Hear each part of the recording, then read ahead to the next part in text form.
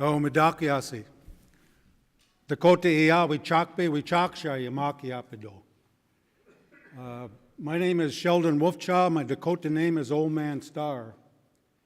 I'm a Vietnam veteran. I went to Nam in 1970. I also am from the Lower Sioux Reservation in Morton, Minnesota. My family, I come from the family of Chief Black Dog, Shunkasapa. He was also known as Big Eagle. And our village was right up past Fort Snelling here, about 3 miles up the river there. Our village was called Magayu Tishni, and that means in our language roughly people who do not eat geese. And the reason we did not eat geese is because in that area where each spring the geese would come in and have their young ones grown there. So in respect, we respected their territory and their land area, so we would not eat them. That's the connection in our belief system. So being born and raised in Lower Sioux, that is where the War of 1862 originated. So in growing up in my process, we lived with that whole historical trauma that began back with our First Nations and peoples, and particularly our Dakota people. So we, as Minnewakanton Dakotas, our original villages and sacred sites are right here in St. Paul and Minneapolis. And so periodically over the years from long ago, after the removal of the War of 1862, our people would always come back here and have ceremony at our sacred sites. You know, as a veteran, veterans we know about survival. Survival in the face of war. That's the same process that our Dakota people went through in the War of 1862.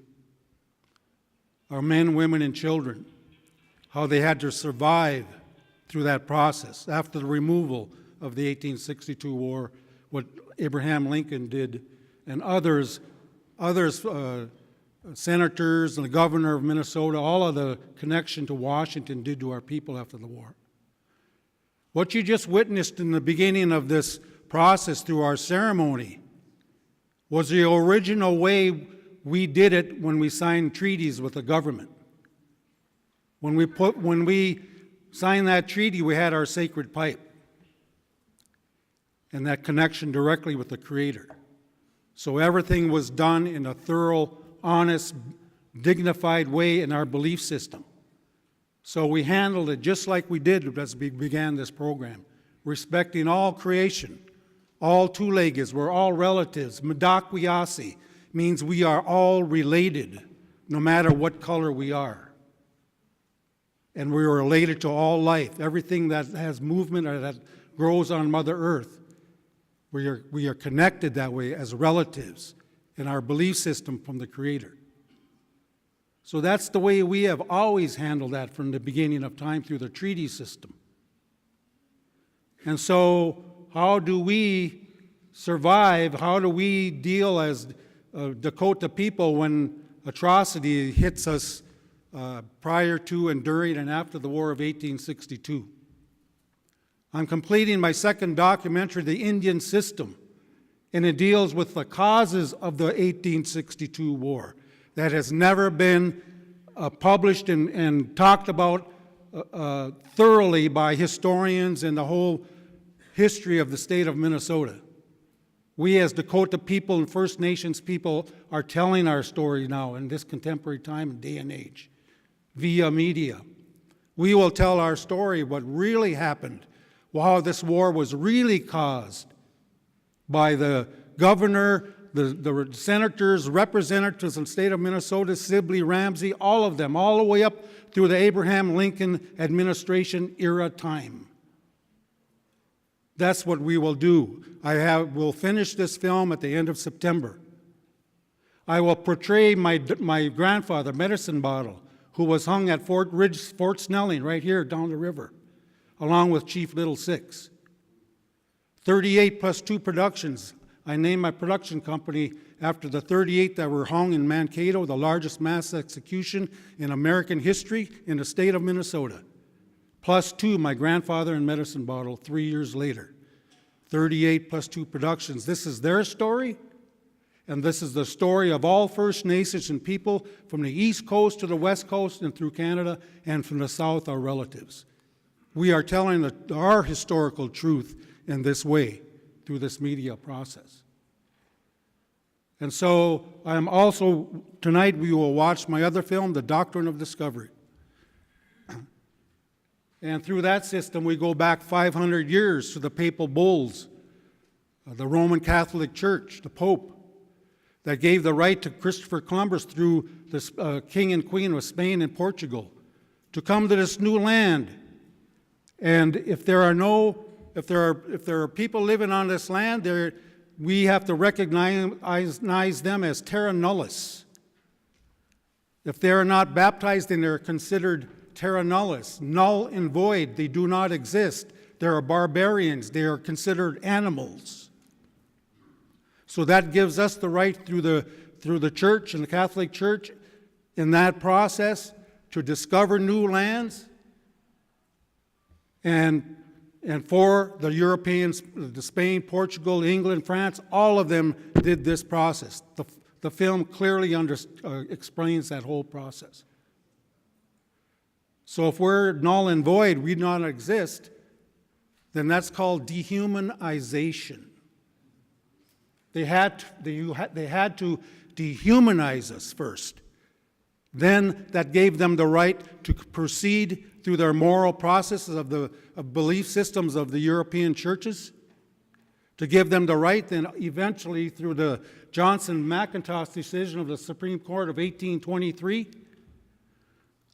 Through that decision then, they said that Indians do not have a right to own their land. They only have a right of occupancy to their land. Only the United States government owns this land, not the Native Americans. And so from 1823 on to this very day, that is the cornerstone of federal Indian law to this very day that we have to deal with. And it's called plenary power. What is plenary power? It means that Congress at any time can write up legislation again, just like they did before the War of 1862 through our treaties. And they can say, well, we have plenary power over the Native American people. Let's write up legislation now. We can take away all their the rest of their treaty lands that we have, and we can remove them. We can make them American citizens, and then we'll take away their land, their treaty rights, anything they have. All we got to do is pass this legislation. And then we're done. That's what we live under today. Plenary power. And so our governance, the processes that we have today on all our First Nations land bases, we have to protect that. And we have to educate the non-Indian people out there about historical truth. We have to educate them because that's been hidden all these years, even to this very day, which is why we do documentaries and films, to explain our side of historical truth, to explain to the educational system out here that you have to begin to teach historical truth to our children. Because if they are denied historical truth, then what's going to happen? Today, to this very time, look at what's happened in Washington, D.C. The very man that's in that Oval Office, the first thing he did, he put on the picture on his wall was Andrew Jackson, that removed all our people from the east across the Mississippi River to the west. Before our War of 1862, on July 5th, 1862, Congress passed legislation, and it said that any treaty tribe that goes to war against the United States, by proclamation, President Lincoln can remove them out of their territory and do away with all their treaties. This is on July 5th, 1862. So what in Article 6 in our treaties that the Dakota people signed, it says the United States government will protect all Indian tribes of injustices and other things that may go wrong that deal with Native American treaties within a tribal government. We will protect their rights and protect them. After July 5th, what did the state of Minnesota, Governor Ramsey, Sibley, Ramsey and Sibley and all the rest of them do? Did they go to the Lower Sioux and Upper Sioux and all of our First Nations people up the river and tell them that we just passed legislation, we know you're starving, we know you did not give you money, the money for the millions of acres we got from you? The treaty says we owe you the money for all your land. We're not giving it to you, but we bought the land. So this is the land we're going to pay you, like we have been. They've been paid on June of every year that prior to 1862 they would be paid. June comes, they weren't paid, they were starving, and finally in August, the money comes in on August 11th. Did they tell the Lower Sioux and Upper Sioux and the rest of our people, the money is here and we're bringing the food, so we know you're on the verge of war, and we know you're starving? We're going to do the right thing through our Article 6 in our treaty, and we're warning you, don't go to war, please. We're bringing the money. Because on July 5th, 6 weeks ago, Congress passed legislation. Now, if you go to war, then we're going to take your land and remove you out of the state. Not one representative of governance of this state or the United States government went to our chiefs and headmen and told them that. Why? It's very obvious. Obvious. Maybe the young people will get tired and they'll go to war. Maybe they'll start a war. Maybe they'll stop that farmer that's selling liquor and go down there and give him hell, and maybe something will happen. And that's exactly what happened. They were tired of that farmer selling liquor out of his house next door, and they killed him and his wife and some other people, and it began the war. Is that told in the history books? To stop liquor sales to their people? No, it isn't. It's in my film. So thus then begins the war. So my point is, as a veteran, a Vietnam veteran, going over there and experiencing that process, I'm 11 Bravo, a grunt.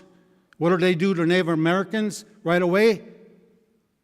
Oh, you can smell them 10 miles away, hear them 50 miles away. You're going to be out in the point, and you're going to be in the front lines. My uncle, in the Second World War, he wanted to join the service in the Second World War when he was 17. He went in. They said, you don't have enough weight on you. You can't join. He goes back home for 3 months. He puts on 20 more pounds. He goes back, and then they allow him to be in the war. He goes through the process of infantry training. He gets over to Iwo Jima, gets off the boat from the ocean and runs to the shore. And what happens? A sniper gets him and hits him in the head and kills him. So how do we as First Nations and people deal with historical truth? How do we, when we talk about our Vietnam vets coming back and dealing with the trauma we have to deal with? Our people have been dealing with this for 500 years. And as a Vietnam vet, it's another dealing with trauma again.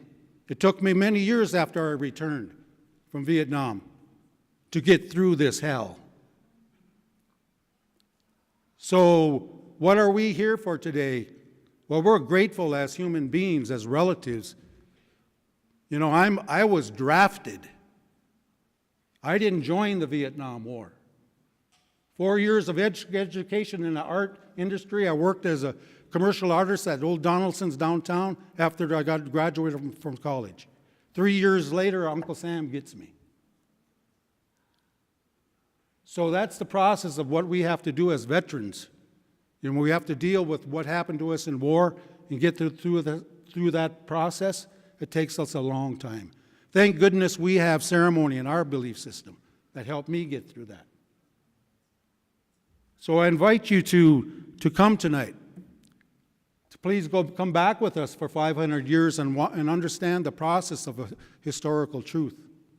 You know, I showed this film in the past year and a half, 2 years, of a lot of faith groups in Minnesota.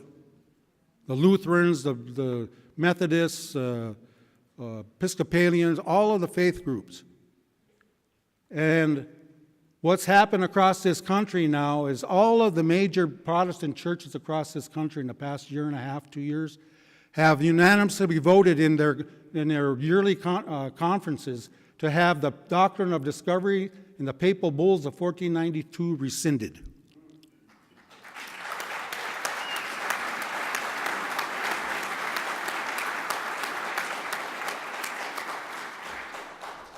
And we've also, our goal in this film was get to the Vatican and the Pope to ask him to rescind the Papal Bulls of 1493.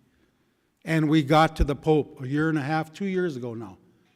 We got to the Pope. Stephen Newcomb, the principal in my film, met the Pope, gave him his book to read. The Pope said he would read it. 10 other elders from different First Nations were with Stephen, and the Pope said, please go with Cardinal Tomasi. He was the head of the Vatican legal entity in Rome. And so they went with Cardinal Tomasi off the grounds there to another building. And they met with Cardinal Tomasi for 2 hours. And they started that session off with our prayer of the First Nations prayer with Cardinal Tomasi. And they told him that we wish that their wish there and what they're working for is to have the Pope rescind the Papal Bull of 1493. And at the end of the meeting, Cardinal Tomasi said, we shouldn't rescind this. This needs to be abolished. This needs to be abolished. So he said, let's continue to talk and get together and meet on this process, and we'll see how we can work this process out. And so that was the start of it. May 4th, 2016, I believe, was when I met. So, you know, we have a lot to look forward to in the future, especially what's going on today, and we have to all stick together, you know, as brothers and sisters. And I want to honor our women, the backbone of our people, life givers, and those that are in the service. I want to honor all of you, especially. Can never forget our women.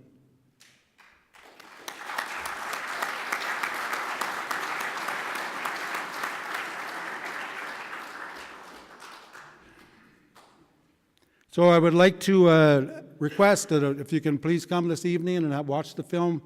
It'll be available, it'll be right in here.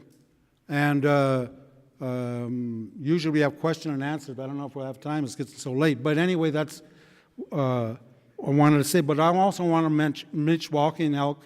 He also took a group of young Native First Nations people from Minnesota here to the Vatican too, just recently, and made a tremendous impact with our young people. Very bright, clear-minded young First Nations peoples, and talked with people at the Vatican. And I want to thank them young men and women that went with Mitch to do what they did, to continue that process. Mitch is over here, the young man.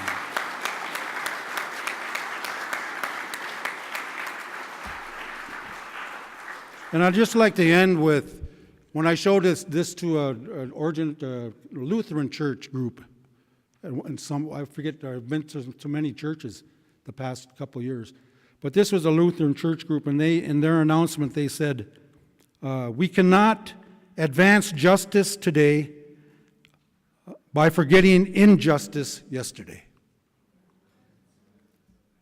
So let's stay strong today in ourselves. There's a lot to be grateful for. We remember our brothers and sisters that gave their lives for this country. But we also have to remember what happened in this process of 500 years as well to First Nations and peoples. Let us understand that to heal, we need to heal together. We need that desperately today. We need to heal because our Mother Earth needs to heal. If we're going to save this earth for the next 7 generations, like our Dakota people, Sioux Nation people believe, all of our relatives, other tribal people believe, for 7 generations, then we have to do that for our children and grandchildren and future generations. That is our responsibility. So let's stay together in a good, humble way. Let's come from the heart as common human beings. As my grandfather Medicine Bottle said before he was hung at Fort Snelling, he said, I'm just a common human being. And he said, someday, when the people come from their heart and look at each other as common human beings, then this will be a good place.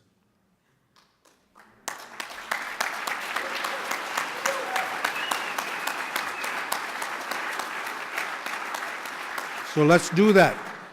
Please, let's stay together from the heart as common human beings.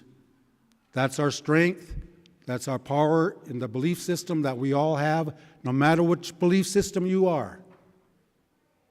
That's the power of life. That's the power of the Creator that we have in our heart. So thank you very much, and welcome all of my veteran buddies, males and females, back home.